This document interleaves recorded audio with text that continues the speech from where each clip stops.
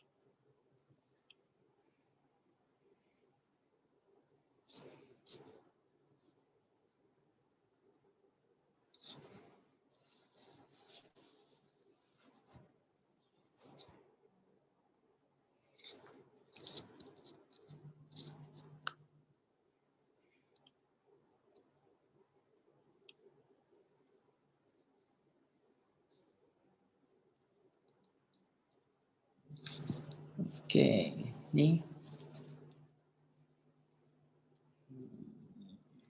tunggu sebentar ya, baru kita mulai.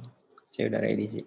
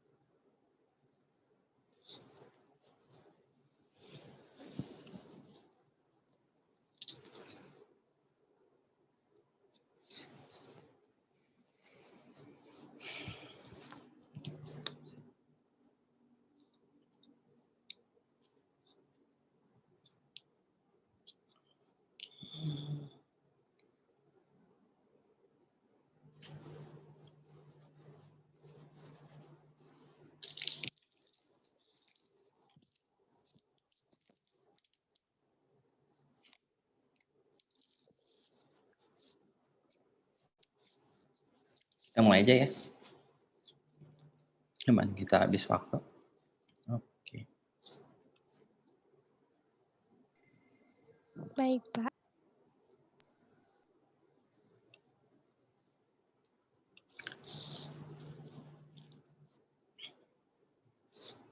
Oke, malam semua. Jadi untuk hari ini kita masuk ke pertemuan keberapa kita? Saya lupa. Pertemuan ke-10 ya. 9 deh, sorry. Iya, antara 9 atau 10. Jadi hari ini kita lebih masuk ke dalam ke inheritance di dalam first order logic. Mungkin di materi ini agak sedikit mengulang beberapa materi, tapi nggak apa-apa biar lebih jelas, biar lebih clear. Oke, jadi di sini dalam si inheritance first order logic, pertama kita harus pahamin balik lagi ke dalam model checkingnya itu seperti apa. Baru kita tahu di dalam si FOL ini gimana cara kita inference rule-nya, terus apa itu forward chaining, backward chaining, dan dimana kalau kita mencari resolution-nya itu menggunakan closure from, menggunakan unification, ataupun menggunakan resolution of sebagai dari pencariannya. Oke. Nah, pertama untuk model checkingnya gitu. Jadi pertama, ini gimana cara kita mengetahui gitu, gimana kalau si knowledge base ini apa ya, dengan sesuai gitu dengan si semesta atau dunia yang ada saat ini kita miliki gitu.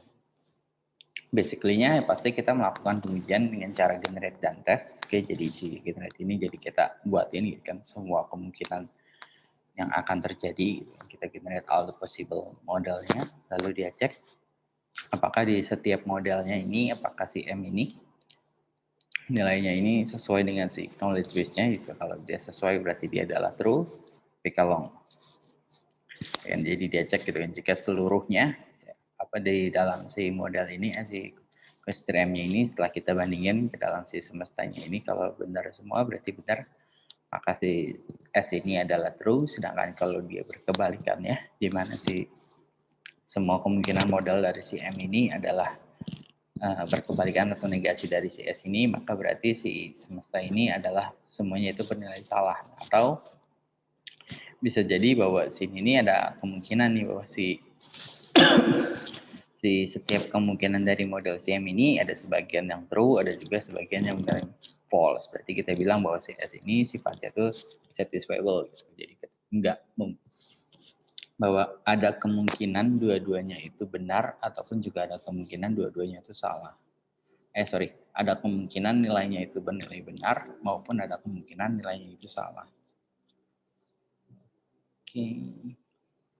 Nah, di dalam inference rule untuk FOL ini, jadi di dalam untuk aturannya ya di dalam professional logic ini untuk setiap ini jadi ada beberapa aturan. Yang pertama itu ada mode exponent, ada an introduction, dan ada juga menggunakan elimination gitu. Nah, jadi beberapa ini ada inheritance rule yang baru gitu, jadi menggunakan quantifier. Jadi seperti yang kemarin kita udah bahas sedikit tentang menggunakan universal elimination ataupun menggunakan existential elimination. Oke, jadi dan kita udah bahas modus ponens. Dan yang ketiga itu dia ada generalizer ketika menggunakan modus ponens atau kita singkat sebagai GMP. Oke. Nah, pertama ini menggunakan si forward chaining. Jadi untuk proof membuktikan gitu kan bahwa cara ngebuktiin bahwa si premis ini di dalam knowledge base ini apakah setiap kemungkinan baru atau setiap sentence yang baru itu dengan menggunakan GMP gitu kan sampai dengan goalnya ini apakah dia tersampaikan gitu atau goalnya ini sesuai atau tidak gitu kan. Nah, jadi si forward chaining ini untuk menginference si predictable ini, jadi dia bergerak secara forward, oke. Jadi sesuai dengan namanya forward chaining, jadi dia dari awal dia bergerak terus gitu kan secara maju sampai dengan ke goalnya apakah dia nilainya benar atau salah gitu kan. Jadi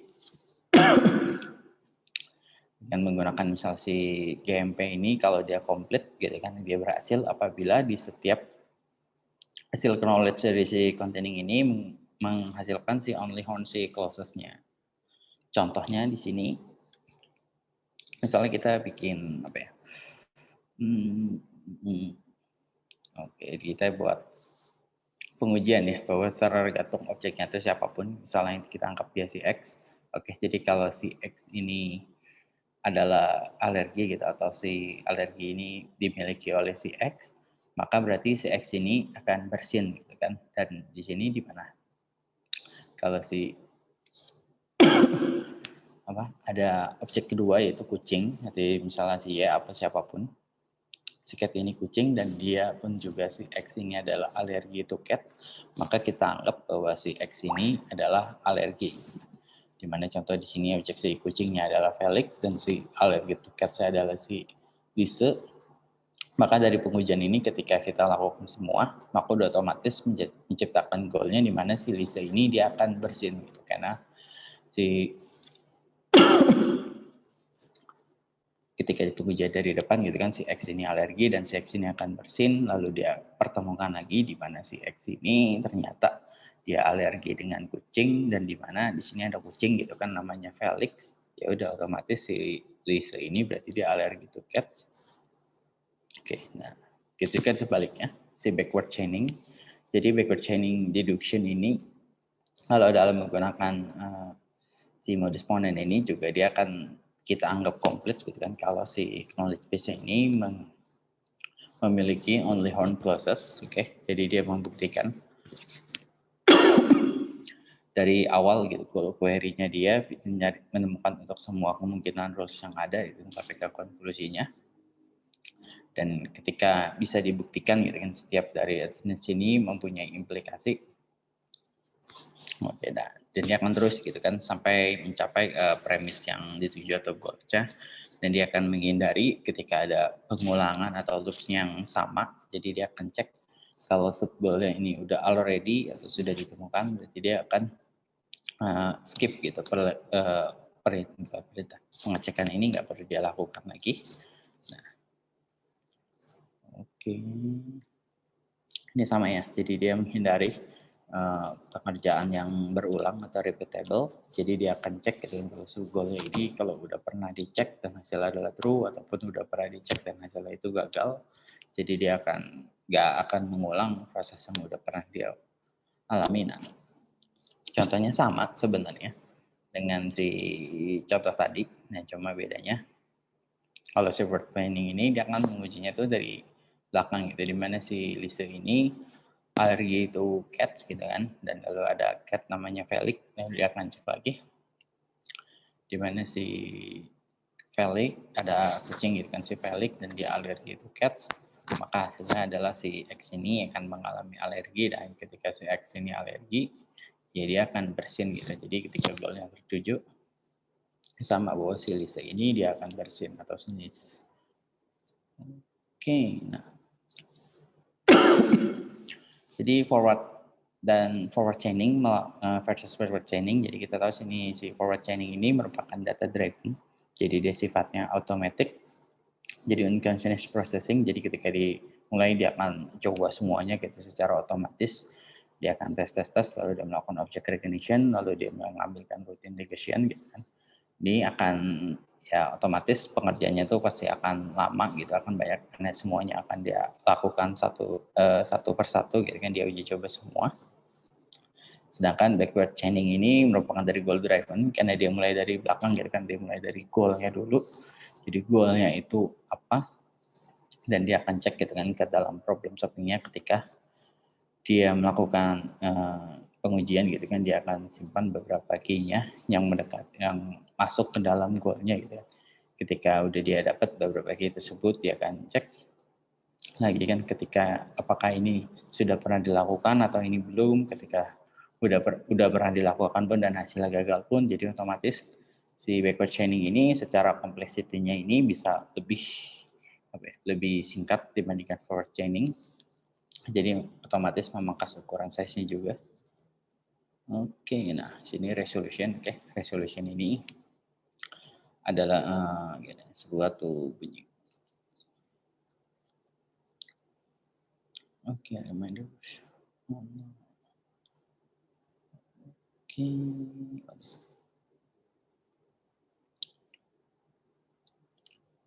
Bisa sebentar ya.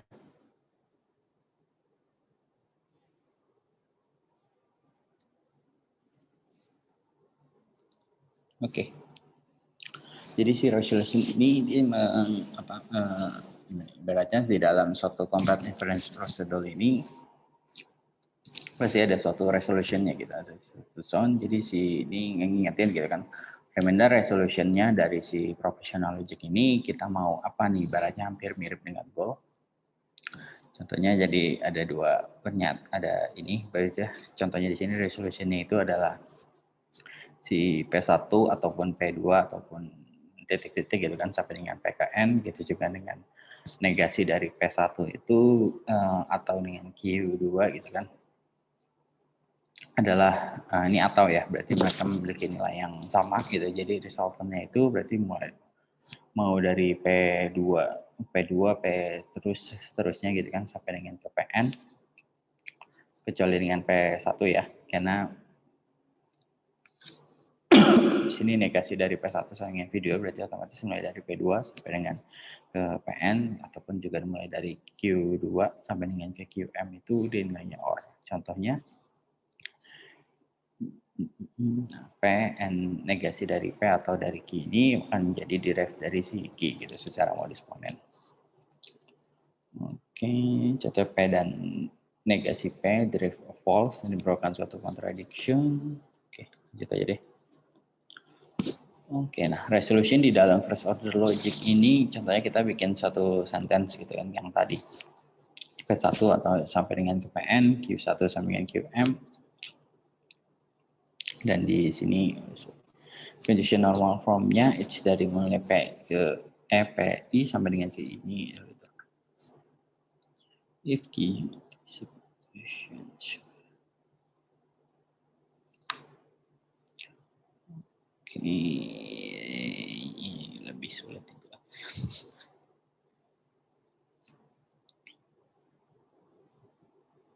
Nah, lebih gampang dari samping. Oke, nah contohnya lebih gampang pakai tree ini. Jadi ada ketutupan.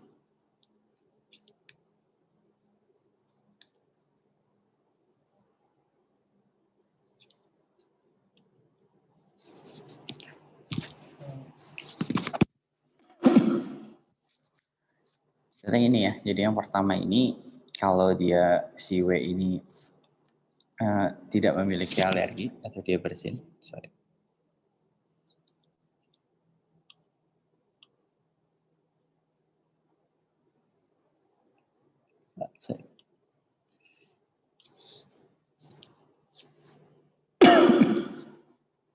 Sorry, saya lanjutnya. Jadi misalnya si W, ya kita anggap enaknya kayak objek W ya. Jadi si W ini misalnya dia tidak alergi ataupun dia bersin, sedangkan si Y ini merupakan negasi dari kucing atau dia tidak alergi dengan kucing ataupun juga dia alergi si Z ini. Nah, lalu dia dari dua ini kita tarik kesimpulan gitu kan, di mana si negasi dari si Y dan di si Z ini merupakan di mana dia si Z ini negasi dari alergi buket dan dia memiliki alergi, berarti si Z ini bersin. Alergi buket si Z. Oh ya, masih terpisah. Oke ya, jadi si pertama ini masih sama si Z-nya ini. Di mana si Z-nya ini dia tidak memiliki alergi, jadi dia bersin.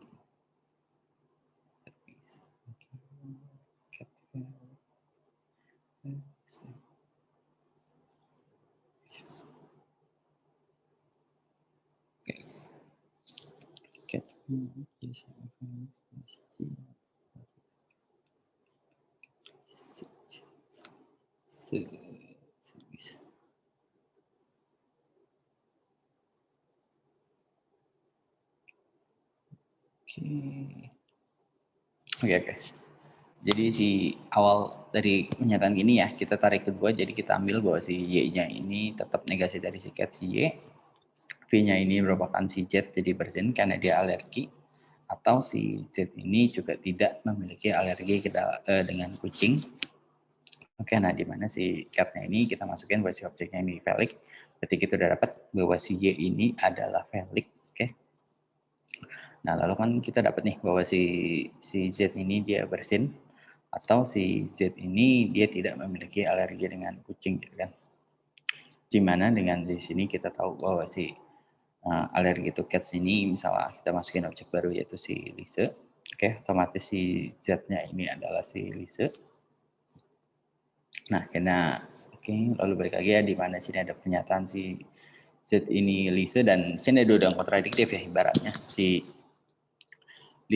Z atau si Lise ini yang pertama itu dia tidak alergi dengan kucing, dan si kedua ini si Z ini memiliki alergi gitu, dan jadinya dia bersin gitu. Nah, jadi otomatis si Lise ini masih ada kemungkinan nih, yaitu dia bisa bersin ataupun merupakan negasi dari si bersin ya, atau tadi kita anggap kalau si Lise ini tidak bersin, nah, otomatis maka pernyataan ini kita anggap false gitu, karena ada dua pernyataan yang masih nilainya itu negatif dari query atau masih kemungkinan bahwa si Lisa atau si Z ini bisa bersin atau tidaknya itu karena masih ada kemungkinan. Ini baik lagi. Jadi untuk strateginya gitu kan, untuk beberapa number general domain independent ini, jadi kita menggunakan useful controlling resolution. Jadi ada beberapa contoh yang sudah kita bahas di pertemuan sebelumnya, yaitu ada bird phrase, ada length heuristic, set of support. Ada beberapa belum ya, input resolution, substitution, sama ordered resolution. Nah breakfast search ini sama ya, jadi kita sedikit mengulang aja. Jadi si breakfast ini sama. Level null clauses-nya itu jadi menggunakan regression axiom atau negated end of the goal. Di level cause-nya itu sudah mulai resolve computer from the two clauses with under computer to possible complete in very efficient.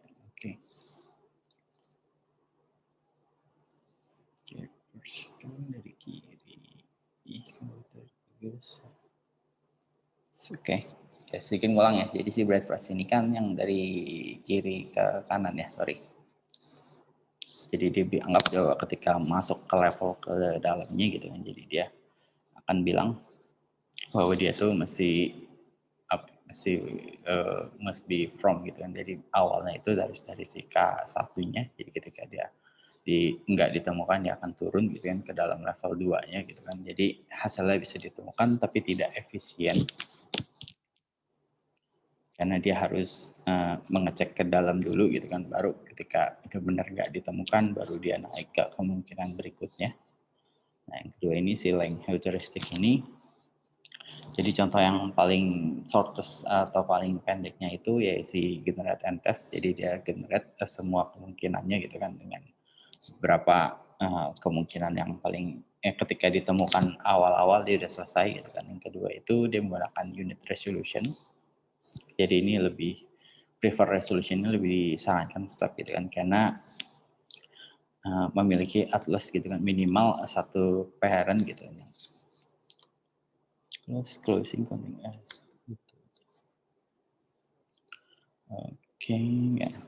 Jadi dia disarankan karena dia memiliki minimal ada satu parent process gitu, walaupun bukan komplit secara general, tapi dianggap di sini karena dia memiliki ada minimal satu horn clauses-nya gitu dalam knowledge base-nya. Nah, set of support ini dia dianggap memiliki minimal ada satu parent clause, must be negation of the clause.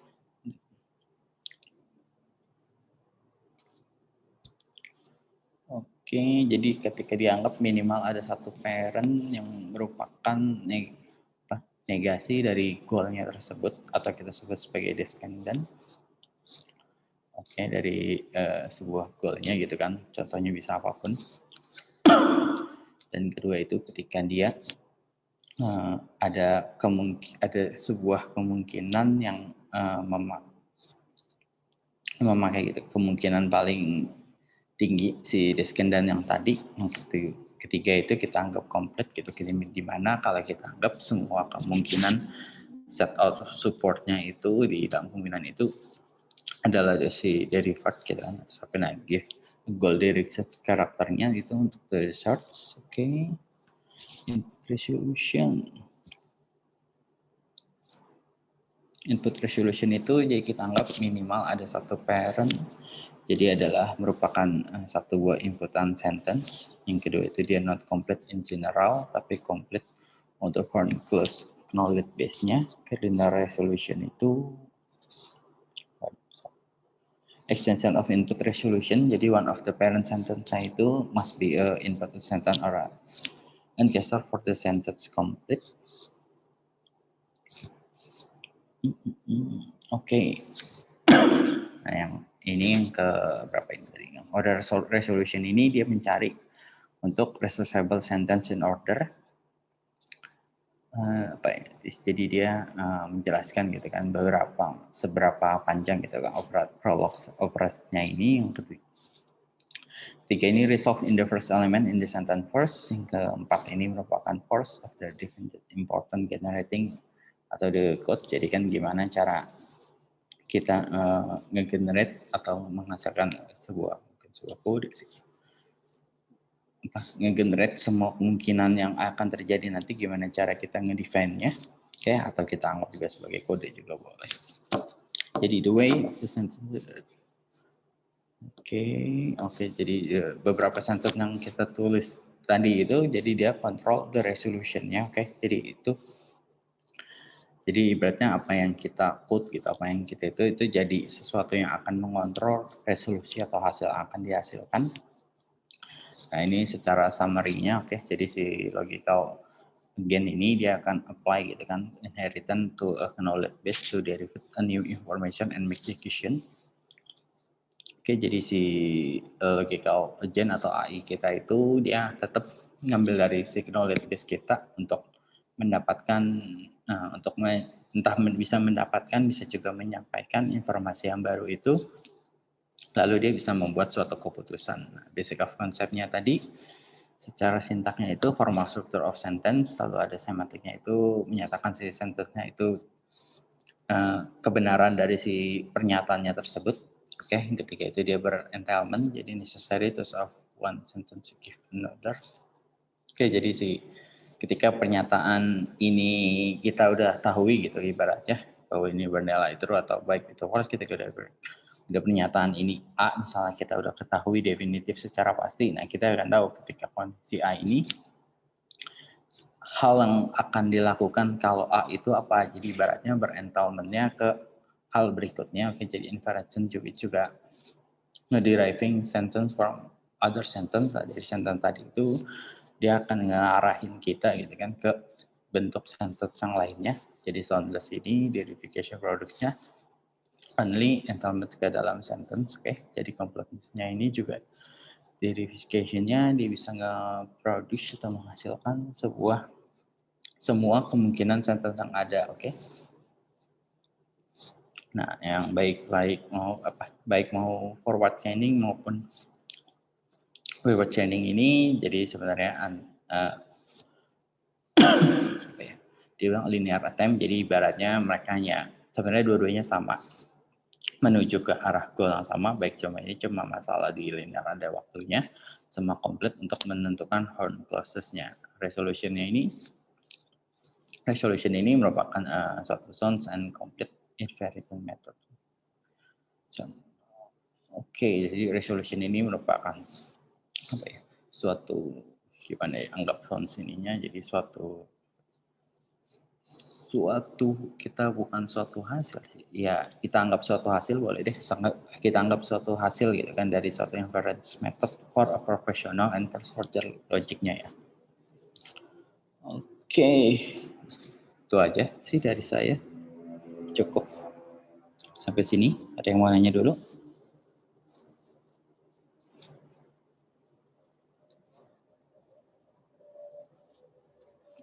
Udah lengkap.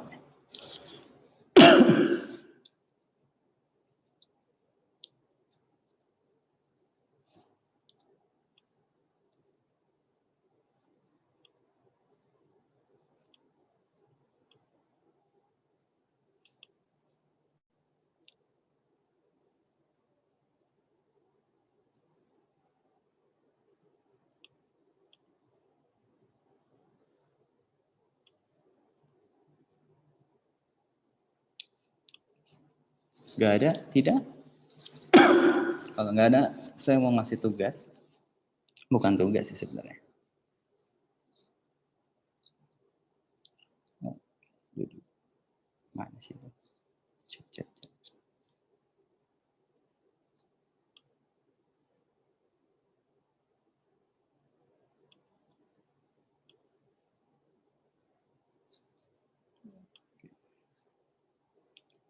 Bukan tugas sih, sebuah informasi aja sih buat kalian.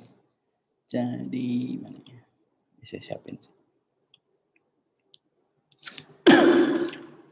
Ini adalah mengenai masalah UAS nanti. Jadi sudah jelasin namanya pertemuan awal. Intinya intinya ya kita nggak ada UAS, jadi saya selalu mengarahkan biasa kalau UAS itu ke dalam bentuk project ataupun mau dalam bentuk pertemuan kelompok. Apa bahasanya ya? Ke dalam bentuk project atau ke dalam bentuk presentasi. Oke, nah jadi untuk UAS kalian nanti ini, jadi gimana ya? Sulit. Ibaratnya kan kita terlalu ini nih. Dalam first order logic ini kan ibaratnya terlalu teori lah, kita anggap terlalu teori gitu kan. Tapi kan kita akan sulit ke dalam satu case. Nah, gimana kalau isi dalam UASnya ini kita langsung representasikannya aja ke dalam suatu proses, ke dalam suatu model bisnis gitu. Jadi kalian akan jauh lebih gampang menangkap dari apa yang udah saya sampaikan itu kan, ketimbang tiap hari kalian dengerin si A, si B berentanglement, true false, apa ini kan ke dalam bentuk suatu model bisnis ini, saya yakin sih kalian bakal lebih gampang gitu nangkapnya atau merepresentasikan suatu model, ya kita anggap suatu model bisnis. Nah, jadi di sini untuk UAS kalian ini, jadi kalian ini jadi individu ya. Jadi tiap orang ini kalian coba menganalisis suatu model suatu bisnis, apapun dibilang apapun, bukan apapun ya, lebih tepatnya bebas. Jadi saya nggak batasin, bisa aja kalian mau amatin di dalam kantor kalian gitu kan. Misal kalian mau coba merepresentasikan gitu kan di kantor kalian ini flow bisnisnya ini seperti apa, jadi kalian amati gitu kan. Misalnya di dalam bisnis ini proses perekrutan karyawannya itu seperti apa. Nah, jadi kalian bisa mulai gitu. Jadi kalian boleh representasikannya itu ke dalam bentuk semantik aja, karena itu yang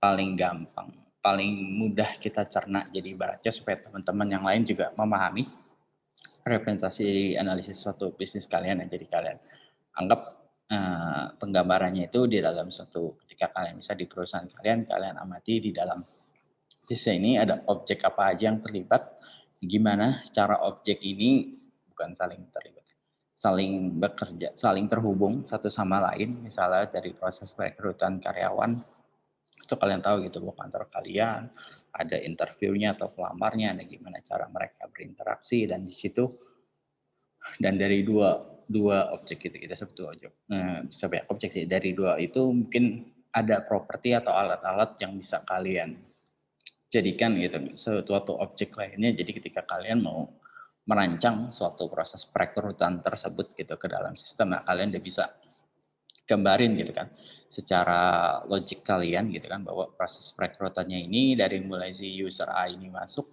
terlibat, atau mungkin nanti di beberapa pertemuan saya coba kasih contoh deh.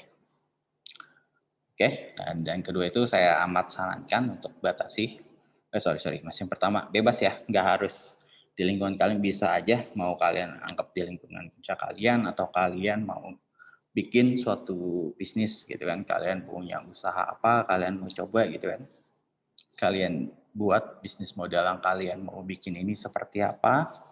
Kalian misalnya mau bikin suatu restoran gitu, kalian mau coba gambarkan gitu kan gimana proses pemesanan di restoran kalian gitu, mulai dari pengunjung datang, terus nanti situ dia misal kalian sediakan menu atau kalian apapun, ataupun kalian mau amati bisnis-bisnis proses di perusahaan yang udah ada gitu, atau yang mungkin saat ini pun cukup terkenal gitu. Misal kalian mau amati perusahaan Gojek, atau kalian mau amati perusahaan Jara, gimana kalau kalian pengen kepo gitu kan, gimana sih selama ini si Jara ini mendistribusikan barangnya gitu kan, seperti apa kalian bisa.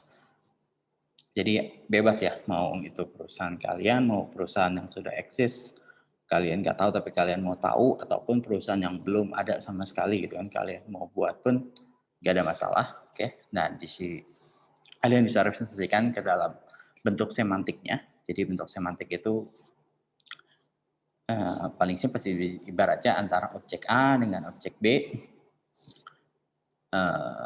terhubungnya itu karena apa, dan mereka memiliki kepentingan keperluannya karena apa, dan biasanya di semantiknya itu kalian lebih mengarahkan, jadi kalian bisa membentuk bentuk knowledge base-nya atau bentuk database itu nanti seperti apa. Dan saya sarankan untuk batasi lingkup representasinya Anda, karena ibaratnya ketika nanti kalian gambarkan gitu, kalian itu kan otomatis bakalan luas tuh, ibarat kalian gambarkan ke perusahaan Anda, ibaratnya perusahaan Anda misalnya bikin apa ya, perusahaan manufacturing nih, jadi kan gede banget tuh, mulai dari mulai ada dari pesanan, dari order, mulai dari produksi barangnya, pengirimannya atau apa, itu kan menjadi suatu yang besar. Nah, ketimbang nanti ketimbang kalian nanti jadi mulai mumet sendiri atau apa, jadi mending kalian batasi sendiri representasinya mau seperti apa. Yang ketiga ini saya minta jelasin sedikit gitu kan. Jadi oke lah kalau kalian jelasinnya beberapa bisnis model yang udah cukup terkenal, mungkin kita dan teman-teman yang lain pun juga bisa dapat gambaran gitu. Kira-kira cara order Gojek, mungkin teman-teman juga pasti udah punya pengalaman cara order Gojek itu seperti apa. Tapi kan ketika misal kalian ambil temanya itu kalian mau buat restoran yang kalian inginkan atau gimana cara kerja di perusahaan, mungkin ada beberapa teman-teman kan nggak paham sama sekali gitu atau mungkin awam. Jadi mungkin coba dijelaskan sedikit tentang bisnis model tersebut. Ini dipresentasikan ya secara individu. Jadi nanti setelah presentasi, tiap mahasiswa itu bukan diharapkan sini, diwajibkan untuk aktif dan bertanya. Ini akan jadi bobot penilaian juga. Oke, dikerjakan secara individual ya, nggak kelompok. Dan waktu presentasinya itu mungkin nanti kita ambil di 3 pertemuan kita terakhir. Ibaratnya sekarang teman berapa nih? Jadi pertemuan 9 atau 10 lah. Berarti kan bisa kalian ada waktu pertemuan 15, 13, 2 minggu ya. 2 minggu ya cukup lah. 2 atau 3 mingguan lagi lah. Berarti kalian ada waktu untuk mulai presentasi ya. Tapi sebelum itu ya tetap nanti mungkin saya akan kasih beberapa contoh gitu. Mungkin bisa jadi dari perusahaan saya atau apa, mungkin saya sedikit menjelaskan supaya kalian ada gambaran juga. Oke. Mana sih? Ini belum saya taruh sih di web e-learning, nanti saya taruh. Saya bikin juga baru dadakan. Ada yang mau nanya?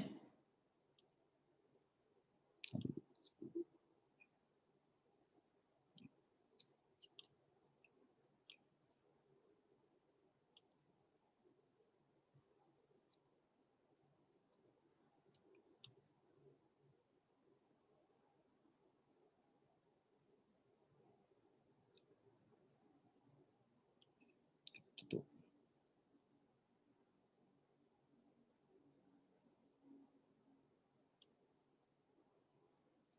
Dibikin PPT bebas. Ya saya PPT sih. Tapi kalau kalian mau buat selain PPT juga nggak apa-apa.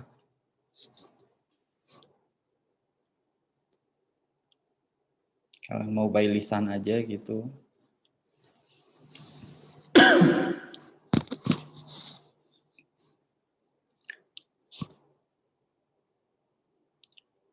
Oke ya. Jadi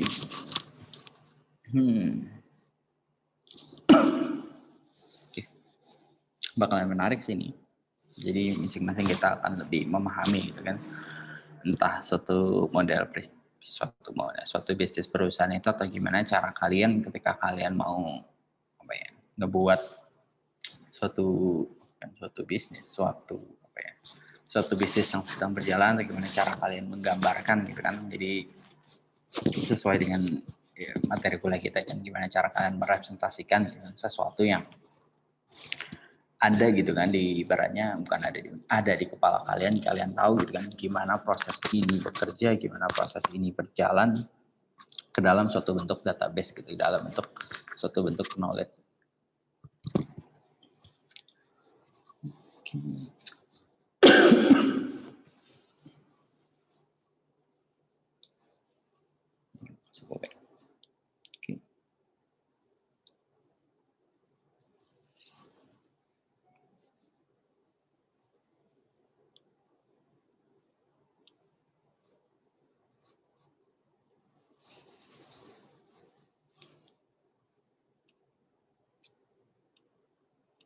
Bentuk semantik.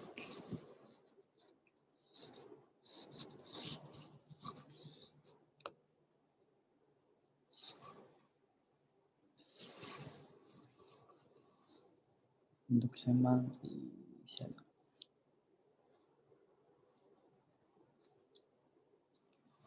Ada.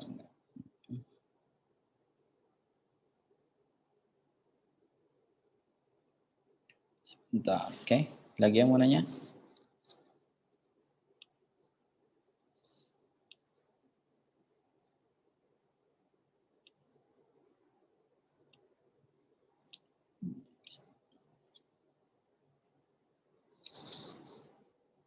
Oke.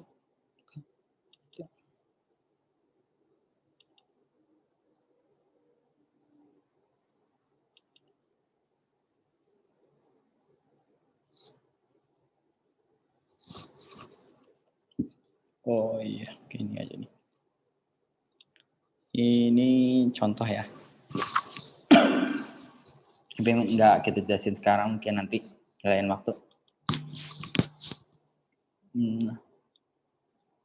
Contoh ini di perusahaan saya sebelumnya gitu, ibaratnya ini gimana cara proses kerja gitu kan dari si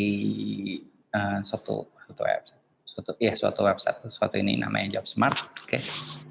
Jadi dia itu suatu aplikasi untuk proses perekrutan gitu kan, untuk perekrutan atau mirip kayak JobStreet, JobsDB atau sejenisnya.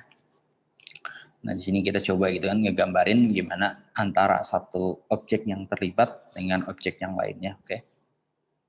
Contoh sederhananya gitu kan, di sini ada si baik dari si perusahaan atau kita sebut sebagai employer, lalu ada juga si job seek, ada si pencari kerjanya atau si job seeker, gimana cara proses perekrutannya ini terjadi gitu di dalam si alur si bisnis yang mau kita bangun. Jadi kita belum bikin apapun gitu kan sama sekali, kita cuma tahu gitu kan cara alur proses perekrutannya itu kira-kira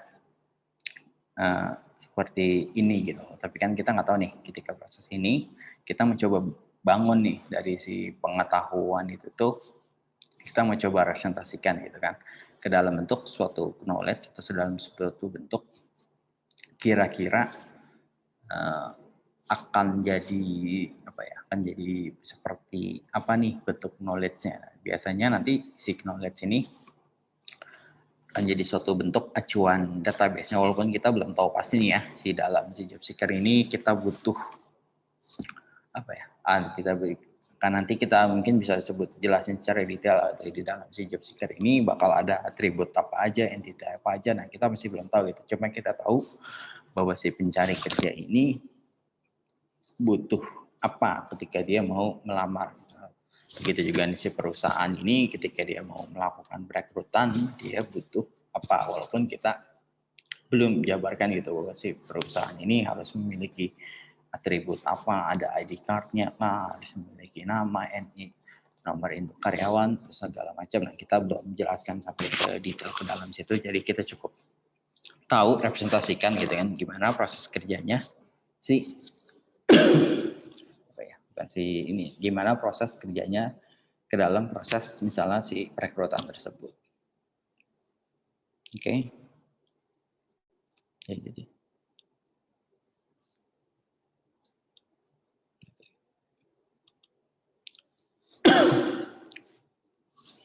Kira-kira seperti itu. Nanti mungkin pertemuan berikutnya apa saya jelasin lagi lebih dalam.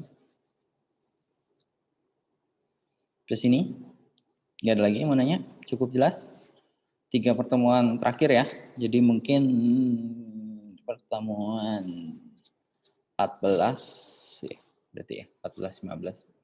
Di pertemuan 14 atau kita 14 aja lah. Jadi UAS-nya udah libur, nggak usah ada apa-apain biar beban kalian nggak bisa fokus ke mata kuliah lain. Baik banget ya.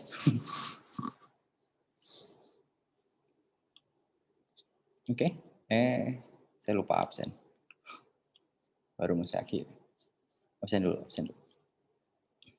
Absen dulu ya. Wendy Nur Hermansyah. Ada?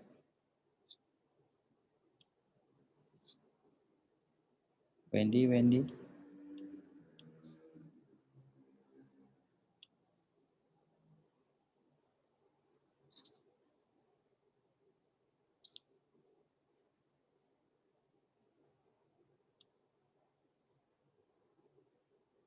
Halo Wendy. Enggak ada dia. Tegar M. Rifki. Ada? Enggak ada ya? Izin Pak, dia Pak. Oke. Kak Wendy ada Pak, mic-nya rusak. Oh, mic-nya rusak. Pantes ya, halo. Enggak ada orangnya.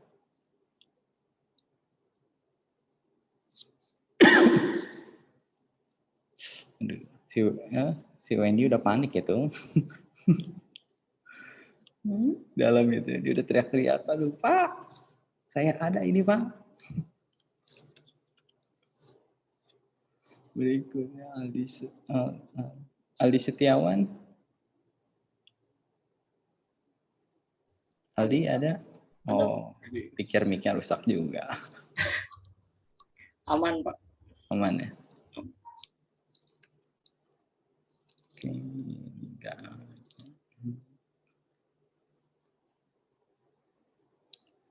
Rizky Gilang.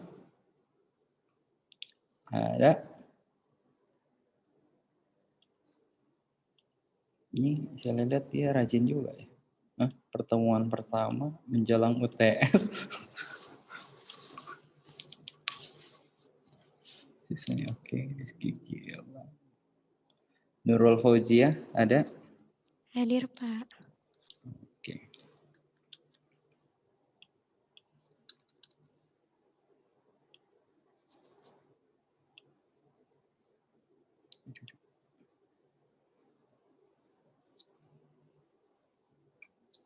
Oke, itu aja sih dari saya. Kalau nggak ada pertanyaan pertanyaan lagi, saya akhiri pertemuan hari ini. Nanti saya taruh ya untuk detail UAS ini di e-learning kita. Tapi mungkin ada beberapa update. Oke. Oke, biar kalau lupa kalian tinggal lihat lagi, oke? Oke, berarti thank you for today, hari ini. See you semuanya. Thank you. Bye-bye. See you, bye-bye. Thank you Pak. Thank you semua.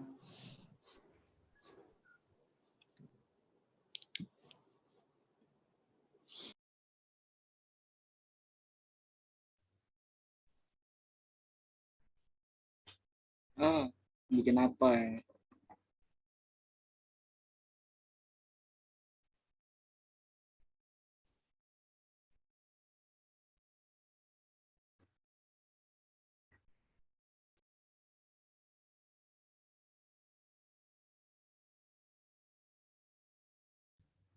Bikin usaha ntar UAS apa gimana?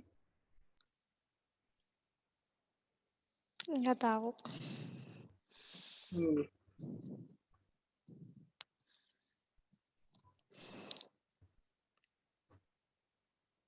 Nggak ngerti. Sama Wen, nggak ngerti juga saya. Tadi mau bilang sambil buka kamus. Soalnya kan pakai bahasa Inggris. ke kamus. Inggris semua loh. Ya udah malam.